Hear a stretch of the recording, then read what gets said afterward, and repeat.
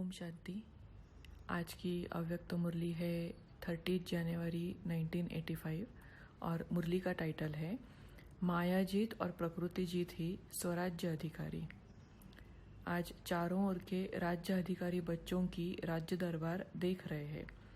बाप दादा योग्य, सदा के योगी, अति निर्माण, ऊंचे स्वामान ऐसे बच्चों को देख हर्षित होते हैं। स्वराज्य दरबार सारे कल्प में अलौकिक सर्व दरबार से न्यारी और अति प्यारी है। हर एक स्वराज्य अधिकारी विश्व के राज्य के फाउंडेशन, नए विश्व के निर्माता, चमकते हुए दिव्य तिलकधारी, सर्व विशेषताओं के चमकते हुए अमूल्य मणियों से सजे हुए ताजधारी है। दिव्य गुणों की माला धारण किए हुए, संपूर्ण पवित्रता का लाइट का ताज धारण किया हुआ, श्रेष्ठ स्थिति के स्व सिंहासन पर उपस्थित है। तो जैसे दरबार तो लगी हुई है, लेकिन ये अलौकिक न्यारी और प्यारी दरबार है। तो इसमें जो टाइटल मिला हुआ है बच्चों को, या जो तिलक मिला है, ताज मिला है और जो सिंहासन मिला है, तो वो सभी अलौकिक है। तो हर एक स्वराज्य अधिकारी के आगे कितनी दास दासियां हैं। प्रकृति जीत और विकारों जीत। तो विकार भी 5 है, प्रकृति के तत्व भी 5 हैं। प्रकृति ही दासी बन गई है ना, दुश्मन सेवाधारी बन गए हैं।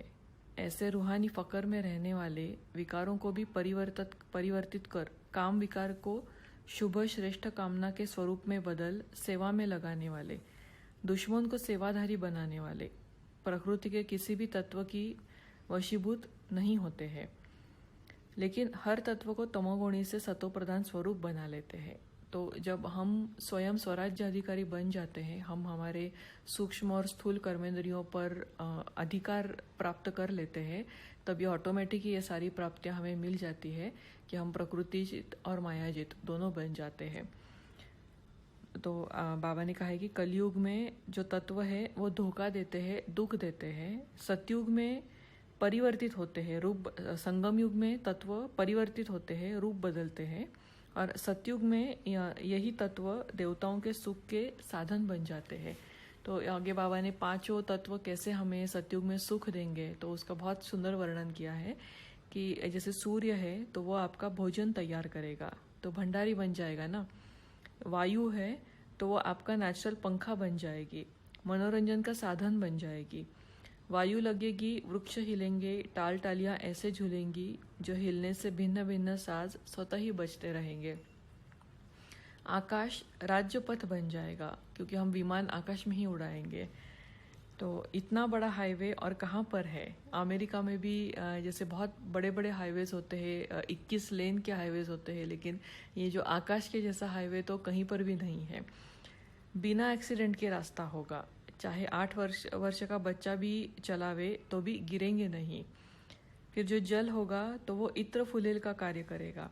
खुशबूदार जड़ी बूटियां होने के कारण जल में नेचुरल खुशबू होगी। जैसे यही दूध यहाँ दूध शक्ति देता है, तो वैसे वहाँ जल ही शक्तिशाली स्वच्छ होगा।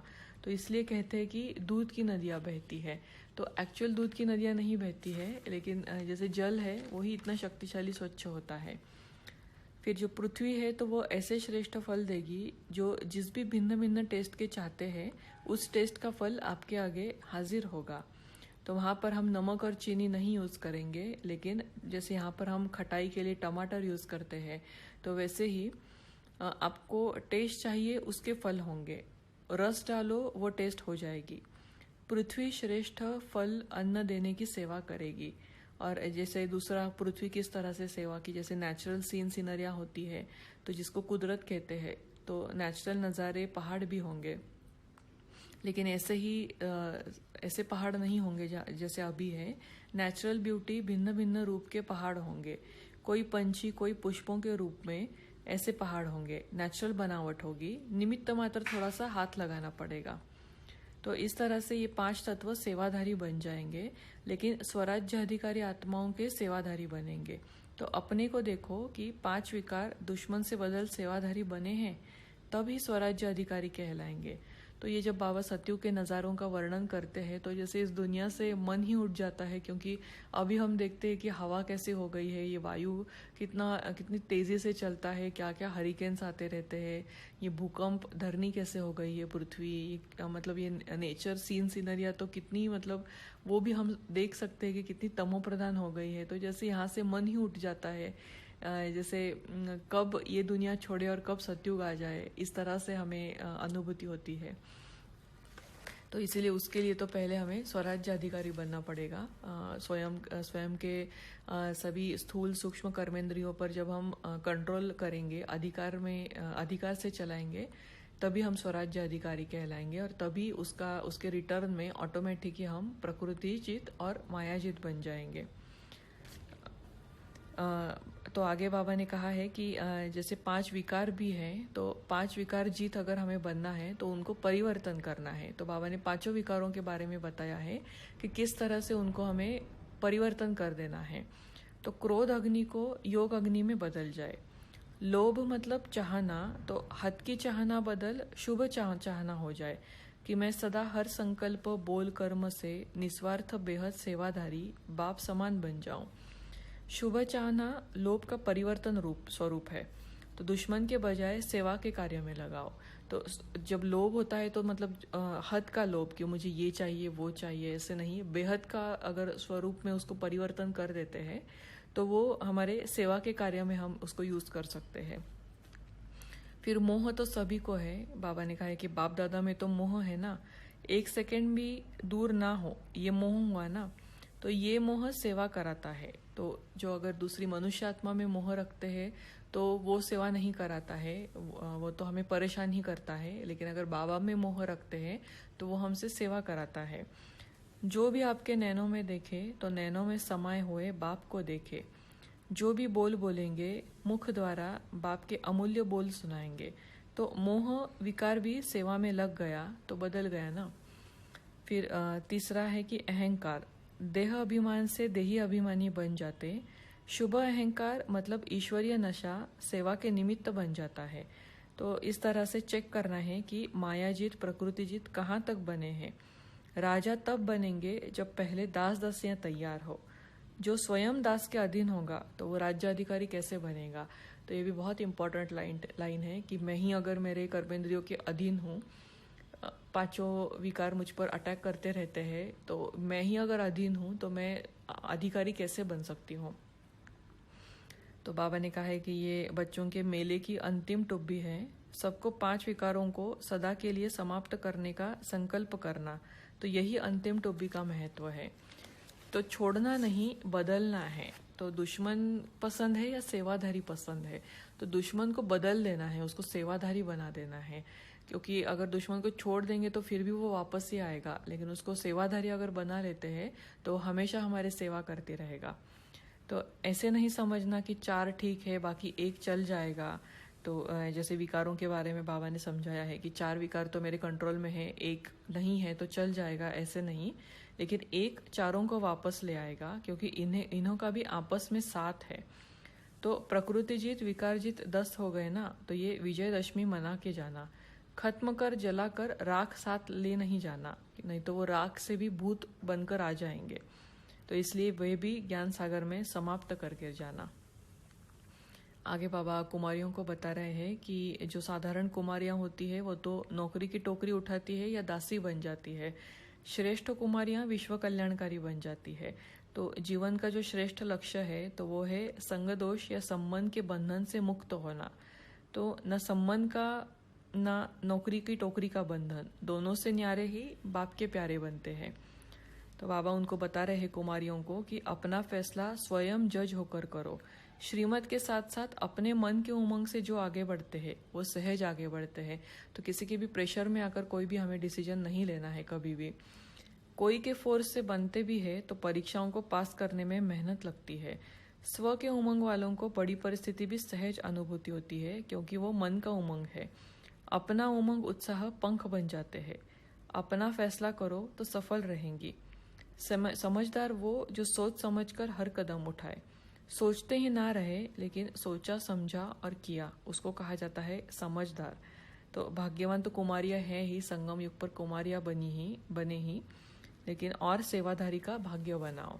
तो ये सिर्फ कुमारियों के लिए नहीं, कोई भी बात में अगर हम अपने मन से कोई डिसीजन लेते हैं तब हम उसको पूरा फॉलो कर पाते हैं। अगर किसी के कहने से, प्रेशर से, इस तरह से, अगर बाबा के भी कहने से अगर हम कुछ बातें करते हैं लेकिन मेरा मन नहीं मान रहा है लेकिन बाबा कह रहा है इसलिए, तो ऐसे नहीं, स्वयं का जज बनकर हमेशा कोई भी फैसला करना है, नहीं तो वो हम पूरा उसको हम कंप्लीट नहीं कर पाते हैं, आधे में ही छोड़ने के उसके चांसेस होते हैं। बाबा टीचर्स को बता रहे हैं कि सेवाधारी मतलब सेवा की मौज में रहने वाले, स्वयं को मौजों की जीवन में अनुभव करने वाले, याद और सेवा की मौजों में रहने वाले। याद, सेवा, जीवन, युग, ये सभी मौजों का है। तो कितने भी कोई मुंझे हुए आवे, लेकिन जो स्वयं मौज में रहते वो दूसरों को भी मूंझ से छुड़ाए मौजों में ले आएंगे। तो एक बहुत इंपॉर्टेंट पॉइंट होता है कि अगर हम हर्षित मुख होते हैं, संतुष्ट रहते हैं, प्रसन्न होते हैं, मौजों में रहते हैं, तो हमारे वाइब्रेशन से सामने वाले भी या आजू बाजू वाले भी हमारे उस वाइब्रेशन से वो भी जैसे हल्के हो जाते हैं, वो भी मौजों में आ जाते हैं। तो ये बहुत बड़ी सेवा है। तो ऐसे सदा तन मन से तंदुरुस्त रहते हैं मौज में रहने वाले उड़ते रहते हैं क्योंकि खुशी है, चल नहीं रहे हैं लेकिन नाच रहे हैं। तो नाचना मतलब ऊंचा उठना। मौजों में रहने वाले मतलब खुशी में रहने वाले। तो सेवाधारी को विशेष वरदान है, और एक तो अपना अटेंशन और दूसरा वरदान, तो वो उनको डबल लिफ्ट है। तो सेवाधारी बनना मतलब मुक्त आत्मा बनना, जीवन मुक्त अनुभव करना। सफलता जन्मसिद्ध अधिकार है, अधिकार सहज मिलता है, उसमें मेहनत नहीं होती है। तो सफलता हुई पड़ी है, ये निश्चय और नशा रहे। अधिकारी को अधिकार न मिले, ये हो नहीं सकता। तो निश्चय है तो विजय हुई ही पड़ी है। सेवाधारी की यही परिभाषा है और वही प्रैक्टिकल है। तो सेवाधारी मतलब सहज सफलता का अनुभव करने वाले। तो इसीलिए सिर्फ टीचर्स के लिए नहीं, हमें भी बाबा के बच्चे बनकर बहुत हेवी एनर्जी के साथ, बहुत सीरियस इस तरह से नहीं रहना है, हल्के रहना है, खुशी में, मौजों में रहना है। तो इससे भी हमारी सेवा होती जाती है। तो बाबा विदाई के समय बोल रहे हैं कि सभी ने जैसे गाना गाया विदाई के लिए, तो बाबा ने कहा कि स्नेह के बोल बोले तो ये तो संगम युग की मौजें हैं। मौज तो भले मनाओ, खाओ पियो नाचो, लेकिन निरंतर सदा स्नेह में समाये हुए रहो। बाप दादा हर बच्चे के दिल के गीत सुनते रहते हैं। शब्द ट्यून नहीं देखते, दिल का आवाज सुनते हैं। तो अभी तो सदा साथ हो, चाहे साकार चाहे अव्यक्त रूप में। अभी वियोग के दिन समाप्त हो गए, तो संगम युग पूरा ही मिलन मेला है। सिर्फ मेले में भिन्न भिन्न नज़ारे बदलते, कभी व्यक्त कभी अव्यक्त। तो बाबा मौजों में रहने के लिए बता रहे हैं, क्योंकि बाबा मिला, अभी तो मिलन का ही युग है। तो मौजों में हमें रहना है, खुशी में नाचते रहना है। तो सम्मेलन के बारे में बाबा बता रहे हैं। सम्मेलन मतलब सममिलन, मतलब जो समान आत्माओं का मिलन। तो ये दाता का घर है, तो आने वाले ये नहीं समझे कि हम इन्हें मदद करने आए हैं या सहयोग देने आए हैं, लेकिन समझे कि ये लेने का स्थान है, देने का नहीं। तो ये बहुत इम्पॉर्टेंट है कि जब भी कोई प्रोग्राम रखते हैं, अभी तो सेंटर में कोई प्रोग्राम्स नहीं है, लेकिन जैसे हमारे लौकिक घर में भी अगर हम रहते हैं तो भी हम देने वाले दाता है, इस स्मृति में हमें हमेशा रहना है। किसी से भी हमें कुछ लेना नहीं है, या कोई भी हमारे पास आवे तो उनको ये फीलिंग नहीं आए कि हम इनकी हेल्प कर रहे हैं, हम इनको कुछ दे रहे हैं। नहीं, हम दाता के बच्चे हैं, मास्टर दाता है, तो हमें ही हमेशा सबको देते ही रहना है। तो यहाँ पर जो हो उनको ये संकल्प करना है कि दृष्टि, वायुमंडल, संपर्क, संबंध से मास्टर दाता बनकर रहना है। सबको कुछ ना कुछ देकर ही भेजना है। तो हर एक का लक्ष्य हो, आने वाले को रिगार्ड तो देना ही है, लेकिन सबका रिगार्ड एक बाप में बिठाना है। तो वो एक लाइट हाउस तो कितनों को रास्ता दिखाता है। तो आप लाइट हाउस माइट हाउस बच्चे बहुत कमाल कर सकते हो। तो ये भी सूक्ष्म चेकिंग की बातें होती है कि हम किसी से कुछ लेने की इच्छा तो नहीं रखते हैं। तो ये कभी भी किसी से भी कुछ लेने की, सिर्फ एक बाबा से ही हमें लेना है और मास्टर दाता बनकर सभी को देते ही रहना है। आगे बाबा कुमारों को बता रहे हैं कि ब्रह्मा कुमार तो बन गए, लेकिन शक्तिशाली कुमार बनना है। शक्तिशाली नहीं है तो विजयी नहीं हो सकते हैं। तो शक्तिशाली कुमार मतलब नॉलेजफुल, पावरफुल। नॉलेजफुल मतलब रचता रचना माया के भिन्न भिन्न रूपों को भी जानने वाले। तो जो नॉलेजफुल पावरफुल है वो सदा विजयी है। नॉलेज जीवन में धारण करना मतलब नॉलेज को शस्त्र बना देना। ये बहुत ही सुंदर लाइन है, बहुत इंपॉर्टेंट है। नॉलेज अगर धारण नहीं करते हैं तो जैसे वो सिर्फ सुनने सुनाने वाले हम बन जाते हैं, लेकिन नॉलेज को अगर धारण किया है, प्रैक्टिकल लाइफ में यूज़ करते हैं तो और उसका स्वरूप बन गए हैं तो वो जैसे हमारे शस्त्र के समान कार्य करता है। नॉलेजफुल जो होगा तो वो पावरफुल ज़रूर होगा। माया की भी पूरी नॉलेज है। नॉलेजफुल आत्मा पहले से ही जानती है। माया आती है लेकिन आने के पहले से ही समझ लेना और दूर से ही भगा देना। शक्ति को देखकर दूर से ही दुश्मन भाग जाता है। आज आवे फिर उसे भगाओ तो इसमें टाइम वेस्ट भी हो जाता है और कमज़ोरी भी आ जाती है और कमज़ोरी की आदत भी पड़ जाती है। तो माया बार बार आए वार करती रहे तो हार खाने के आदती हो जाएंगे, तो इससे कमज़ोर हो जाएंगे। तो इसलिए शक्तिशाली बनो। तो जैसे बाबा ने एग्जाम्पल दिया है कि शरीर में भी कोई बीमारी अगर बार बार आए, फिर हम बीमारी को दवा लेकर परहेज कर कर उसको ख़त्म करें, लेकिन उसमें कमज़ोरी तो शरीर होता ही है कमज़ोर। तो वैसे ही माया का वार ही ना हो, बार बार माया आए फिर हम उसको भगाए, इसमें हम कमज़ोर हो जाते हैं। तो शक्तिशाली आत्मा प्राप्ति का अनुभव करती है, युद्ध में समय नहीं गंवाती, विजय की खुशी मनाती है। फिर बाबा बता रहे हैं कि कुमार बुद्धि सालिम है, मतलब फ्री बुद्धि होते हैं कुमार। जो स्वतंत्र होगा वो आगे बढ़ेगा, बोझ वाला धीरे धीरे चलेगा। स्वतंत्र हल्का होगा, तेज चलेगा। सदा तीव्र मतलब एक रस। तो ऐसे नहीं कि 6 मास बीत गए लेकिन जैसे है वैसे ही चल रहे हैं, तो उसको तीव्र गति नहीं कहा जाता है। लेकिन आज जो है कल उससे आगे, परसों उससे भी आगे, इसको कहा जाता है तीव्र गति का पुरुषार्थ।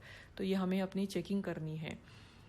तो बाबा बता रहे हैं कि ब्रह्मा कुमार बनना अच्छा, लेकिन शक्तिशाली ब्रह्मा कुमार सदा समीप होते हैं। अब के समीप वाले राज्य में भी समीप होंगे। शक्तिशाली ही विश्व कल्याणकारी बन सकते हैं। कल्याणकारी कुमार हो ना। संकल्प में भी सर्वप्रति कल्याण की भावना हो, इसको कहा जाता है श्रेष्ठ शक्तिशाली। संकल्प और कर्म साथ साथ हो, ऐसे नहीं कि आज संकल्प किया और कर्म पीछे किया, ऐसे नहीं। मन कर्म में आपस में सब में ठीक, किसी में भी खिटखिट ना हो। तो बहुत सुंदर सुंदर डायरेक्शन बाबा ने दिए हैं कुमारियों को, कुमार को, टीचर्स को। तो 2 मिनट योग करेंगे। मैं आत्मा भ्रुकुटी के मध्य में विराजमान हूँ।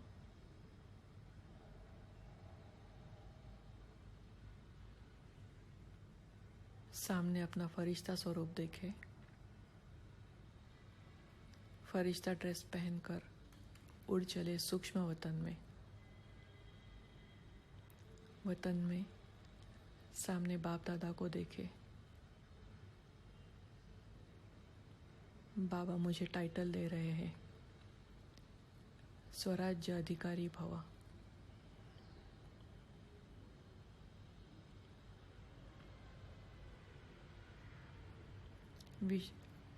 विश्व के राज्य के फाउंडेशन,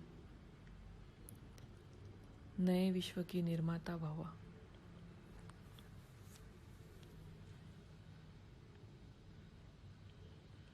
प्रकृति जीत भव, विकार जीत भव, माया जीत भव।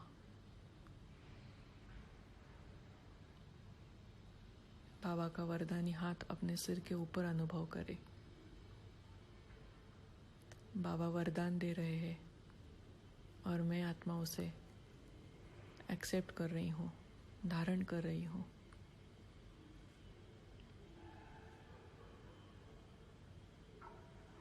बाबा मुझे चमकता हुआ दिव्य तिलक मेरे मस्तक पर लगा रहे हैं।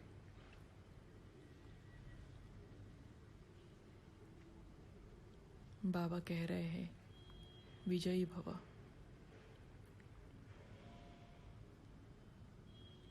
विशेषताओं का चमकता हुआ अमूल्य मणियों से सजा हुआ ताज बाबा मुझको पहना रहे हैं।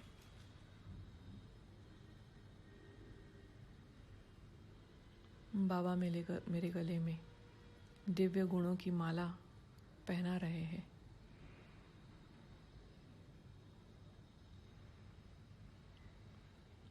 मेरा ताज संपूर्ण पवित्रता का लाइट का ताज है।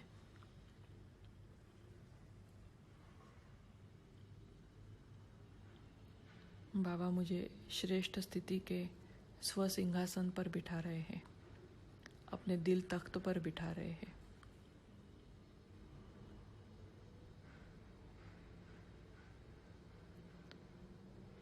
मैं स्वयं को बेफिक्र बादशाह, रूहानी फकर में रहने वाली बादशाह अनुभव कर रही हूँ।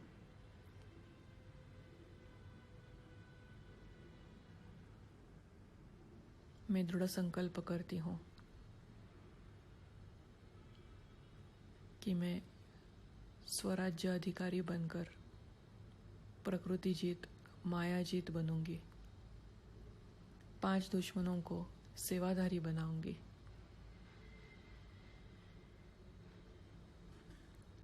इसी दृढ़ संकल्प के साथ वापिस आ जाए अपनी भ्रुकुटी के मध्य में। ओम शांति।